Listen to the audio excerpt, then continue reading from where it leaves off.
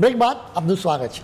દેશ આઝાદ થયો પહેલાં બંધારણ સભા બનાવી દેવાઈ હતી, પરંતુ આ બંધારણ સભા નક્કી કરે તે કાયદાને યોગ્ય શબ્દોમાં અને કોઈ છટકબારી ના રહે તે રીતે લખવા જરૂરી હતા। એ માટે ડ્રાફ્ટિંગ કમિટી રચાઈ। દેશ 15 ઓગસ્ટે આઝાદ થયો, તેના 3 દિવસ પછી એટલે કે 18 ઓગસ્ટ 1947ના રોજ ભારતનું પોતાનું બંધારણ રચવા માટે ડ્રાફ્ટિંગ કમિટી રચાઈ હતી। ડૉક્ટર ભીમરાવ આંબેડકર એટલે કે બાબા સાહેબ આંબેડકર આ સમિતિના ચેરમેન હતા, તેથી બાબા સાહેબ બંધારણના ઘડવૈયા કહેવાય।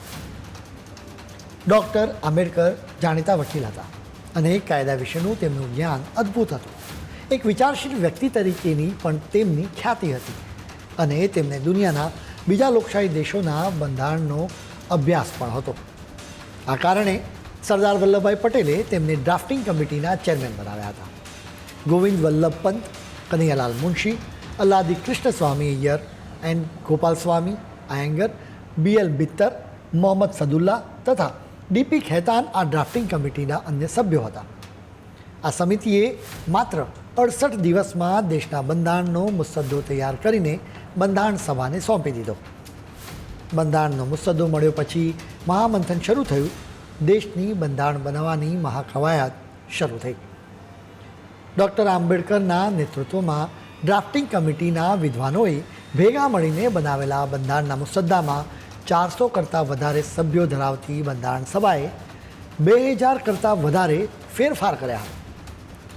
બંધારણ સભામાં મુસદ્દા તરીકે મોકલાયેલા બંધારણની એક જોગવાઈની ચર્ચા થતી, તેમાં સુધારા વધારા સૂચવાતા, શબ્દોમાં ફેરબદલ કરાતો અને એ રીતે બંધારણ ઘડવાની પ્રક્રિયા ચાલતી। અત્યારે આપણે લોકસભા અને રાજ્યસભાની કાર્યવાહી ટીવી પર લાઈવ જોઈ શકીએ છીએ।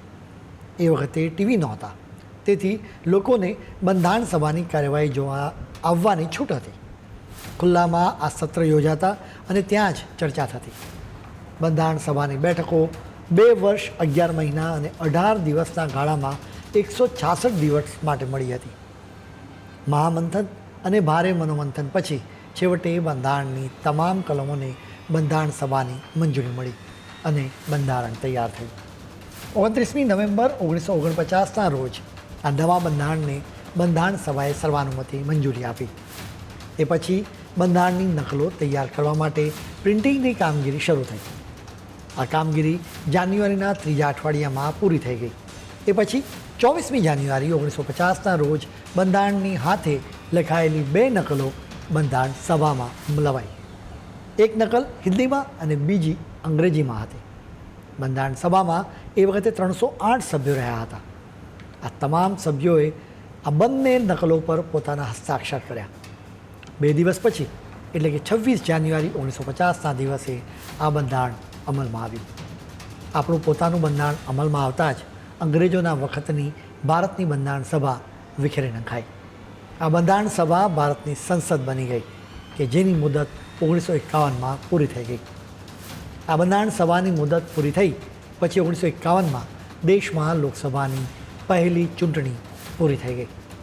અંગ્રેજોની વિદાય વખતે દેશમાં વાઇસરોય અને ગવર્નર જનરલનું શાસન હતું। લોર્ડ માઉન્ટબેટન દેશના છેલ્લા વાઇસરોય અને ભારતના પહેલા ગવર્નર જનરલ હતા। 21 જૂન 1948ના રોજ માઉન્ટબેટન ભારત છોડીને વિદાય થયા। પછી મહાત્મા ગાંધીના વેવાઈ સી રાજગોપાલાચારી દેશના ગવર્નર જનરલ નિમાયેલા। દેશનું બંધારણ અસ્તિત્વમાં આવ્યું। એ સાથે જ ગવર્નર જનરલનો યુગ પણ પૂરો થયો અને ડૉક્ટર રાજેન્દ્ર પ્રસાદ દેશના પહેલા રાષ્ટ્રપતિ બન્યા। 26 જાન્યુઆરી 1950ના રોજ દેશના બંધારણની સાથે દેશને તેના પોતાના પહેલા રાષ્ટ્રપતિ પણ મળ્યા। સવારે 10:18 ભારતનું બંધારણ અસ્તિત્વમાં આવ્યું અને તેનો અમલ શરૂ કરવામાં આવ્યો હતો। તેની બરાબર 6 મિનિટ બાદ એટલે કે 10:24 વાગે ડૉક્ટર રાજેન્દ્ર પ્રસાદે રાષ્ટ્રપતિ પદના શપથ લીધા। બાબા સાહેબ આંબેડકરે પોતાને સોંપાયેલી જવાબદારી નિભાવીને બંધારણ તો બનાવી આપ્યું, પણ તેનાથી તેમને સંતોષ નહોતો। તેનું કારણ એ હતું કે આ બંધારણ અંગ્રેજોના બંધારણની નકલ કરીને બનાવાયેલું હતું। 1946માં એટલીએ 3 સભ્યોનું કમિશન ભારત મોકલ્યું। ત્યારે તેમણે જે દરખાસ્તો રજૂ કરેલી એ અંગ્રેજોથી પ્રભાવિત નહેરુએ આંખ મીચીને સ્વીકારી લીધી હતી. આ દરખાસ્તોને આધારે જ મુસદ્દો તૈયાર કરવાનું કામ પછીથી શરૂ કરાયું. બાબા સાહેબ ડ્રાફ્ટિંગ કમિટીના ચેરમેન બન્યા ત્યારે તેમને અંગ્રેજોએ બનાવેલી દરખાસ્તો સીધી સોંપી દેવાયેલી. બાબા સાહેબને એ મંજૂર નહોતું, કેમ કે બાબા સાહેબ માનતા કે ભારત અંગ્રેજોની ચુંગાલમાંથી આઝાદ થયો છે ત્યારે તેના બંધારણ પર અંગ્રેજોની કોઈ છાપ ન હોવી જોઈએ અને ભારતનું બંધારણ સંપૂર્ણપણે સ્વતંત્ર હોવું જોઈએ. આ કારણે બાબા સાહેબ ડ્રાફ્ટિંગ કમિટીના ચેરમેન બનવા પણ તૈયાર નહોતા, પરંતુ છેવટે સરદાર વલ્લભભાઈ પટેલની સમજાવટથી તેઓ તૈયાર થયા.